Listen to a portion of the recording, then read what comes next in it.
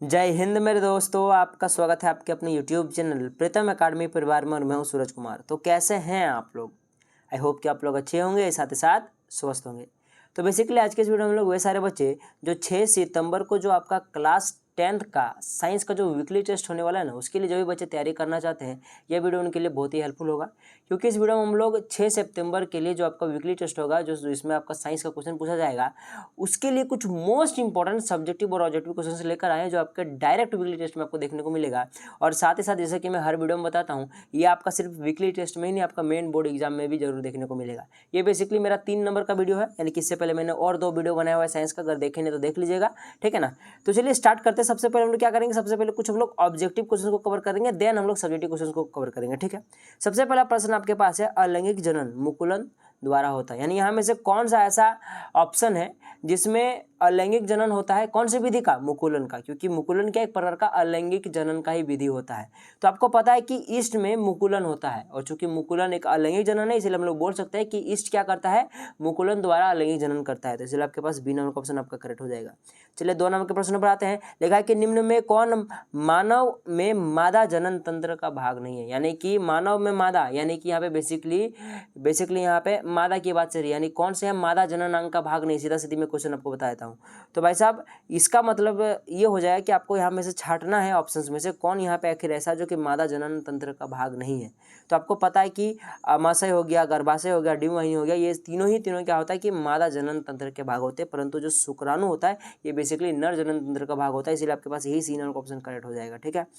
चलिए 3 नंबर के प्रश्न पर आते हैं। लिखा कि परागण कोश में होता है, तो परागण कोश में क्या होता है? सबको पता है परागकण होता है। डी नंबर का ऑप्शन आपका करेक्ट हो जाएगा 3 का।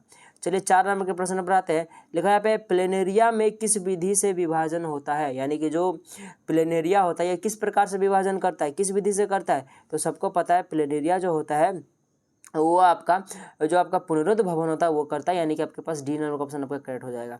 चलिए आगे बढ़ते हैं नेक्स्ट प्रश्न की ओर, 5 नंबर में। तो 5 नंबर का प्रश्न लिखा है कि निम्न में से कौन एक लिंगी पुष्प का उदाहरण? यानी कि यहाँ में से कौन सा ऐसा पुष्प है जो एक लिंगी पुष्प है, दुलिंगी नहीं, एक लिंगी पुष्प है। यानी उसमें या तो नर रहेगा तो मादा रहेगा, एक लिंगी पुष्प है। तो पपीता, याद रखिएगा बात, सी नंबर का ऑप्शन करेक्ट हो जाएगा। चलिए 6 नंबर के प्रश्न पर आते हैं। यहाँ पे लिखा है कि पराग कणों के पुंकेसर से वर्तिकाग्र तक स्थानांतरण की प्रक्रिया को क्या कहते हैं? यानी कि जो पराग कण होते हैं, ठीक है ना, तो पराग कण जो होता है वो पुंकेसर से वर्तिकाग्र तक जो स्थानांतरित होते हैं, इस पूरे प्रोसेस को, इस प्रक्रिया को क्या कहते हैं? तो सबको पता है परागण कहते हैं, यानी कि ये नंबर ऑप्शन आपका करेक्ट हो जाएगा।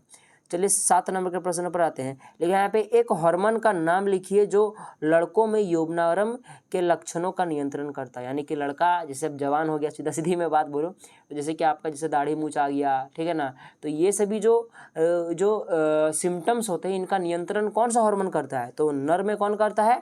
आपको पता है कि नर में टेस्टोस्टेरोन करता है, यानी कि बी नंबर ऑप्शन करेक्ट हो जाएगा। अब आप लोग कमेंट करके बताइए कि स्त्री में कौन ऐसे है जो यौवनारंभ के लक्षणों का नियंत्रण करता है, ठीक है।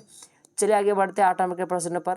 देखिए 8 नंबर प्रश्न लिखा है कि एक ऐसे जीव का नाम बताएं जिसमें बहुखंडन विधि से प्रजनन होता है। तो बहुखंडन विधि से यहाँ देखा जाए तो यहाँ पे एक ही है जो कि है प्लाज्मोडियम, जो क्या करता है बहुखंडन विधि से क्या करते हैं, अपना संतान उत्पन्न करता है, फिर वो लोग की जनन करता है, ठीक है ना। चलिए आगे बढ़ते हैं नेक्स्ट प्रश्न की ओर। यहाँ पे लिखा है कि ब्रायोफिल्म में अलैंगिक जनन की किस विधि द्वारा प्रजनन होता है? तो ब्रायोफिल्म में अलैंगिक जनन जो होता है वो कौन सा होता है? वो कायिक प्रवर्धन होता है, क्योंकि कायिक प्रवर्धन क्या होता है, एक प्रकार का अलैंगिक जनन होता है, ठीक है ना। और ये बेसिकली ब्रायोफिल्म की पत्तियों में पाया जाता है, ठीक है। तो कायिक प्रवर्धन जो आपका डी नंबर क्वेश्चन हो जाएगा करेक्ट हो जाएगा। आप चलिए कुछ हम लोग सब्जेक्टिव क्वेश्चन पर आते हैं। तो जो सबसे पहला सब्जेक्टिव प्रश्न आपके पास यहाँ पाया, देख लो, बहुत ही इंपॉर्टेंट प्रश्न आ गया है। लेकिन कि उभयलिंगी पुष्प किसे कहते हैं? तो उभयलिंगी पुष्प किसे कहेंगे? सॉरी, जब पुष्प में पुंकेसर एवं स्त्री केसर दोनों उपस्थित होते हैं तो उन्हें क्या कहते हैं? उभयलिंगी पुष्प कहते हैं। याद रखिएगा, उसमें पुंकेसर और स्त्री केसर दोनों होंगे तभी वो उभयलिंगी कहलाएगा।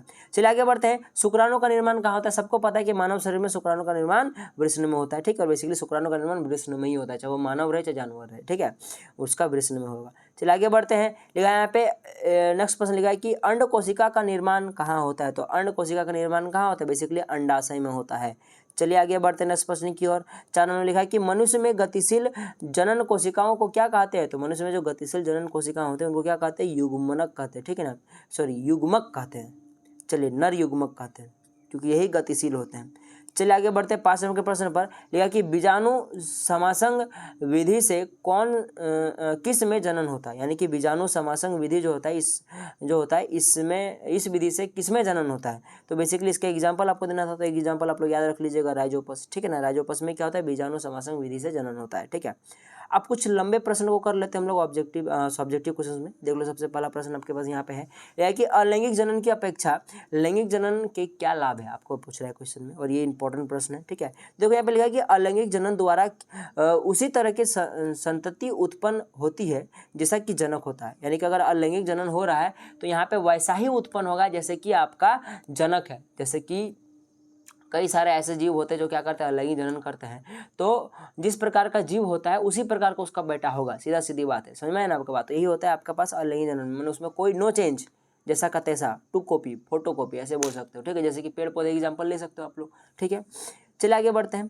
तो आप देखो क्या लगेगा कि जैसा जनक होता है वैसे ही होता है, जो नई संतति उत्पन्न करने में सहायक नहीं होता, यानी कि ये कुछ नया प्रकार का कुछ क्रिएटिव नहीं निकाल सकता, जैसा का वैसे वो होता है इसमें, ठीक है ना, याद रखिए बात। जबकि इसके विपरीत होता है लैंगिक जनन में। इसमें क्या होता है कि जो आपके पास जनन होता है, जनन द्वारा डीएनए प्रतिकृति की सहायता से नई समष्टि उत्पन्न होती है, यानी कि लैंगिक जनन में वो पावर है कि भाई साहब जनक से थोड़ा सा हट के वो निकल सकता है, ठीक है ना। तो इससे क्या होता है कि आगे चल के लॉन्ग टर्म तक उसको जिंदा रहने में, इस वातावरण में जीने में मदद मिलता है। जैसे कि धीरे धीरे गर्मी आपको पता है कि बढ़ रही है। पहले के टाइम पे आदमी को इतनी गर्मी बर्दाश्त नहीं होती, अगर अचानक उतना गर्मी बढ़ जाता तो उन लोग मर जाता। लेकिन अभी हम लोग इतना गर्मी क्यों बर्दाश्त कर पा रहे हैं, क्योंकि हम लोग लैंगिक जनन कर रहे हैं, और हम लोग धीरे धीरे हमारा शरीर लैंगिक जनन कर रहा है, हमारा डीएनए बदलता जा रहा है, ठीक है ना, जिस कारण से हम लोग अभी जिंदा है। तो वही चीज़ यहाँ पे लिखा हुआ है, ठीक है। तो वही चीज़ लिखा हुआ है कि डीएनए प्रतिकृति की सहायता से नई समष्टि उत्पन्न होती है, जिससे कुछ विभिन्न तरह के जीव प्राप्त होते हैं। ये विभिन्नताएं जीवों के अनुकूलन और विकास में सहायता करती है। वही चीज़ लिखा, अनुकूलन और विकास में सहायता करती है, यानी कि उसको जिंदा रहने में मदद करती है, ठीक है ना, और साथ साथ विकास में भी मदद होता है। चलिए आगे बढ़ते हैं। नेक्स्ट प्रश्न को यह कि मानव में वृषण के क्या कार्य है। तो बताओ, मानव में जो वृषण होता है इसका क्या कार्य है। तो देख लो, मानव में नर जनन कोशिका, अथवा इसी को वृषण को ही मानव में नर जनन कोशिका भी बोलो, कि नर जनन कोशिका भी इसको बोला जाता है वृषण को, ठीक है ना। तो मानव में नर जनन कोशिका अथवा शुक्राणुओं का निर्माण वृषण में होता है, ठीक है। समझ में आ गया आपके पास, वृषण में क्या होता है, शुक्राणुओं का निर्माण होता है, जैसे कि अभी हमने थोड़ी देर पहले क्वेश्चन किया था, इसमें भी लिखा हुआ है, ठीक है। यह उदर गुहा से बाहर वृषण कोष में स्थित होता है। आपको पता है कि ये थोड़ा सा झूला हुआ होता है, क्यों होता है, क्योंकि भाई साहब वृषण को शुक्राणु बनाने के लिए जितना हमारा बॉडी का टेम्परेचर उससे कम टेम्परेचर चाहिए, वही चीज़ यहाँ पे लिखा हुआ है, क्योंकि शुक्राणु उत्पादन के लिए आवश्यकता शरीर के ताप से कम होता है, यानी कि जितना उसको टेम्परेचर चाहिए वो शरीर से कम चाहिए। अब अगर मान लो शरीर से सटा हुआ रहेगा तो क्या हो जाएगा, शरीर का टेम्परेचर चल जाएगा ना, जिस कारण से शुक्राणु इफेक्ट करेगा। तो हमें ठंडा चाहिए, तो ठंडा होने के लिए क्या करता है, वो शरीर से थोड़ा सा झूला हुआ होता है। लेकिन देखोगे यही कि गर्मी के दिन में वो जाके सिकुड़ जाता है, क्योंकि गर्मी के दिन में थोड़ा ज़्यादा ही वातावरण ठंडा हो जाता है, जिस कारण से उसको थोड़ा हीट की जरूरत पड़ती है, तो वो क्या करता है, शरीर में जाके चिपक जाता है, जिस कारण से क्या होता है कि शरीर से वो हीट ले पाता है, और वो नॉर्मली अपना जिस प्रकार से शुक्राणु प्रोड्यूस करता है वो कर पाता है, ठीक है ना। तो वही चीज़ यहाँ पे लिखा हुआ है, टेस्टोस्टेरोन हार्मोन के उत्पादन एवं स्रवण में भी वृषण की अहम भूमिका होती है, ठीक है। तो वही चीज़ लिखा हुआ है, यहाँ पे इंग्लिश में लिखा हुआ है। तो इस प्रकार से आपका कुछ most important subjective objective question खत्म होता है क्लास 10 का साइंस का, ठीक है। और शायद मैं बताना भूल गया तो बता दूं कि ये सभी क्वेश्चंस आपका जीव जनन कैसे करते हैं उस चैप्टर से आपका लिया गया है, ठीक है ना। तो आई होप कि वीडियो आपको पसंद आएगा। वीडियो पसंद आए जरूर लाइक कीजिएगा, अपने दोस्तों तक जरूर शेयर कीजिएगा। कोई भी डाउट होगा तो कमेंट में जरूर कमेंट कीजिएगा, हम लोग ज़्यादा से ज़्यादा कमेंट का जवाब देने का कोशिश करते हैं, ठीक है। तो चलिए मिलेंगे अगली वीडियो में, तब तक के लिए जय हिंद, जय भारत, और आपका दिन शुभ हो।